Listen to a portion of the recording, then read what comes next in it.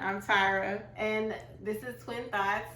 We're going to be talking about books on this channel and some movie reviews as well. So the book / movie that I want to review, or that we're reviewing right now, is called The 12 Angry Men. Have you heard of it, Tyra? No. Girl, so Never heard of it. Basically my teacher, I'm a teacher, and well, not my teacher, but my coworker was saying, oh, let's show this play or like read this play to the students. It's called 12 Angry Men, and it's all set in one room, like one courtroom. And I was thinking, well, that sounds extremely boring. Yeah, but she swore that it's gonna be good. She was like, oh, it's gonna be really, really good. And the kids so loved it. The whole book is in that one courtroom. In the one courtroom. And it's not even. It was not even literally a courtroom. It's a room in a courtroom house, in a courthouse. Oh. Not even the main courtroom. And did you like it? I loved it. What? I did. Because. Did you see the movie? No. Okay. The movie was black and white, and I don't know if I don't know if I really want to see it, but I listened to it. I listened to the audiobook on YouTube that was for free. For it was only an hour and a half, and I was like really enamored by it because I don't even know who the audience is. If you haven't read it, basically it's about these jurors, a group of 12 jurors, and everybody was so flippant about the guy. It was a murder sentence. They were deciding on the death penalty or if the guy was innocent. But if they found him guilty of killing his father, they thought he stabbed his father. That's what he was on trial for. And it was like a 16-year-old kid in, I think, New York. If he was guilty of stabbing his father and killing him, he would go to the electric chair. But everybody was so flippant. They decided in like 3 minutes. They just had a vote that he was guilty, but every single juror said he was guilty except for one, juror number 9. He's like, no, I don't know if he's guilty or not. Like, I think we should talk about it. And everybody was like, what? There's a baseball game, there's a baseball game going on. Everybody knows he's guilty. He's definitely guilty. Of course he did. Didn't you hear the prosecution in there? And all that stuff. And he was like, well, how do we know? Like, can we talk about it? Like, all the details? Let's go over the details.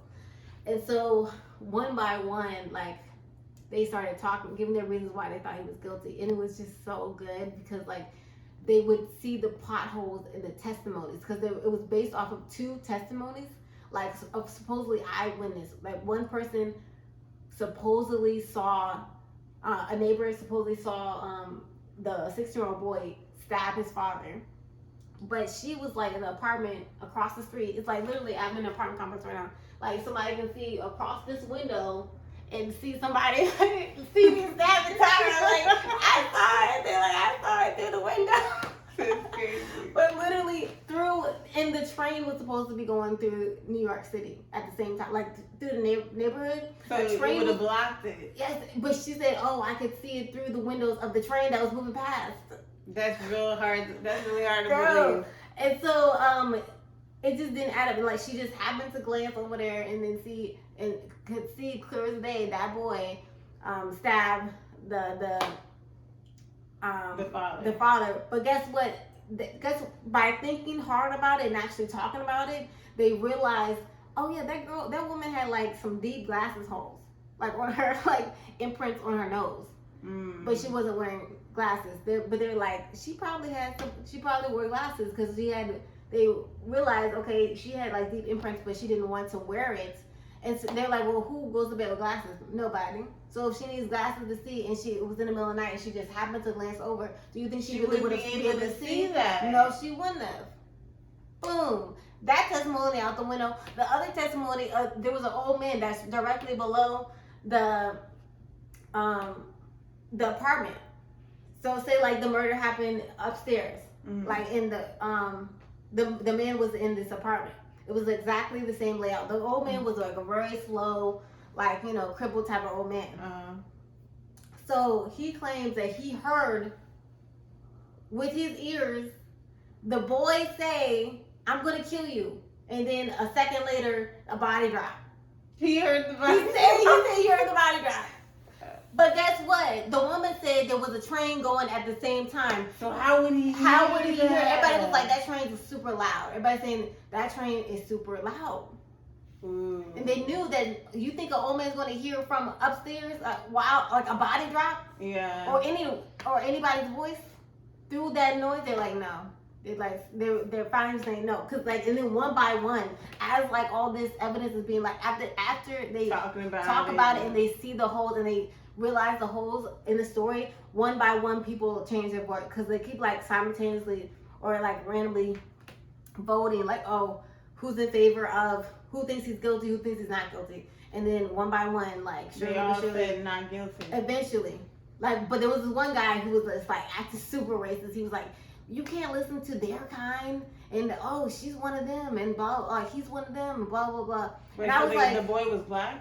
Girl, that's what I thought. I was like, this boy has to be black. I was like, the boy has to be black because they're saying one of them, and it was like a courtroom full of white people talking about it, and I was like, yeah, the boy is either black or Hispanic. But I looked it up, and it says, honestly, in the story, it never specifically say what his race is. But we like definitely can assume that he was definitely not white.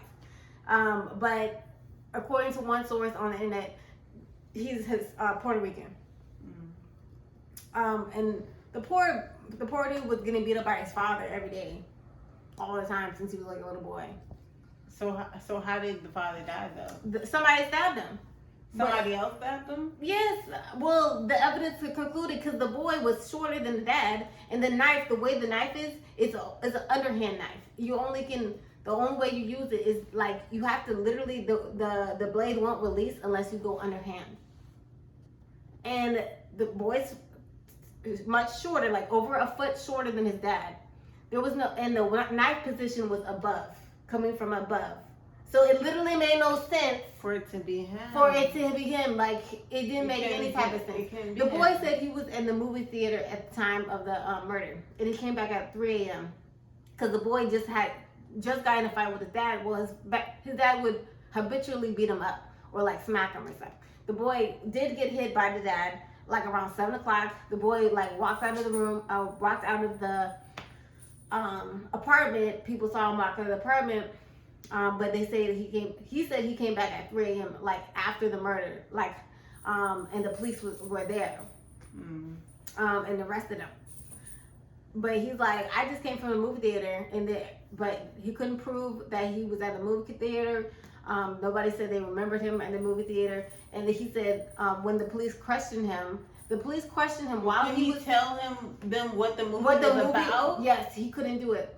Why? Well, because like he was literally in the same room where his father, he just seen his father get murdered. He blanked out. He couldn't tell him what movie he saw or anything because he was in emotional distress. And guess what? The same thing happened to me like the other day. Like, cause I was in emotional distress about something. I forgot my employee ID number, which I use every day. And because I was in emotional distress, like I couldn't remember it, like for like a full like 3 minutes.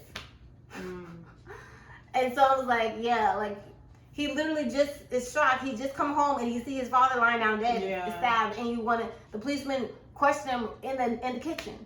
Tell him, what movie did he go to? He's like, I don't know anymore. The poor dude, he's like 6 years old. Yeah.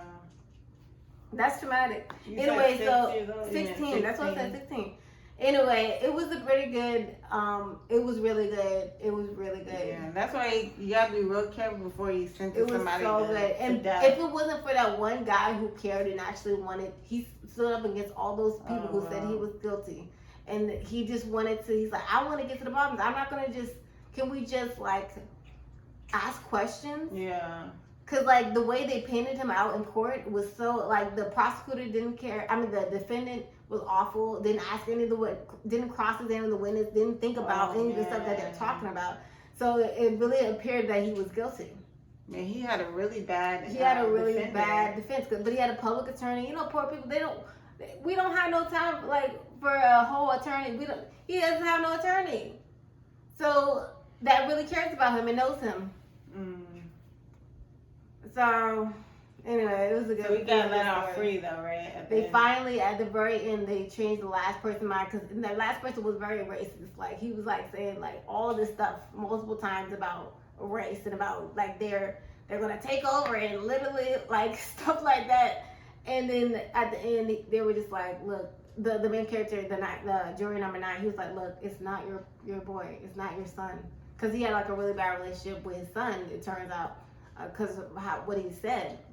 He's like, I can't believe the boy said, I hate you. Like, that is unforgivable. And he almost cried. And he's like, look, this is not your boy. Let him live. And everybody was like, just let him live. Yeah. And then he was like, fine, not guilty. And that was the end of the play. Actually, was really good. Yeah. What? It was really good. It was What? really good. I did not think it was gonna be good. That was very I know. interesting. After I listened to it, I listened to it like in an hour and a half. I was just like, I had to talk about it with somebody. I was like, oh, I wanted to talk to somebody about it, you know. Yeah, wow. So yeah, that's it. I might have to check it out. Yeah, check it out, and maybe we can watch the movie. Maybe the movie it'll surprise us too. Maybe the movie will be good. Yeah. But anyway, thanks for watching. Okay. Bye. Bye, y'all. See you next time.